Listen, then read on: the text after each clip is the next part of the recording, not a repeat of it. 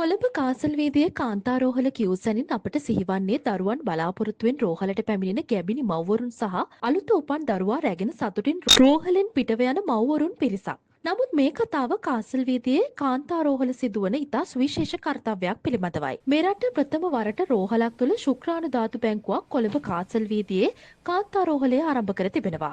මේ ආරම්භ කිරීමට ප්‍රධානතම අරමුණ වී ඇත්තේ මදසරු භාවය නිසා දරුපල නොමැතිව දුක් විඳින මව්පියන් වෙනුවෙන් දරුවන් ලබා දීමටයි. මෙතන තමයි මේ විදිහට තමයි අපි කාසරීදි කාන්තාරෝහලේ මේ ධාතු බැංකුව කරගෙන යන්නේ. හැමෝටම ඒ කියන්නේ දරුවන් නැති බලාපොරොත්තුෙන් ඉන්න අය ගොඩක් ඉන්නවා.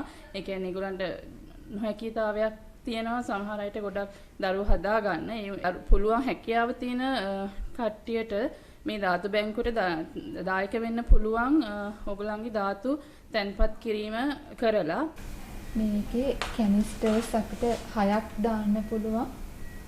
1 2 3 4 5 6 කියලා ලේබල් කරලා තියෙනවා. ඒක කැනිස්ටර් එකක් ගත්තොත් ඒකේ මේ විදිහට ක්‍රේන්ස් වල පොසිෂන් කරලා සැම්පල්ස් මේ වගේ ස්ටෝක් කරන්න පුළුවන්.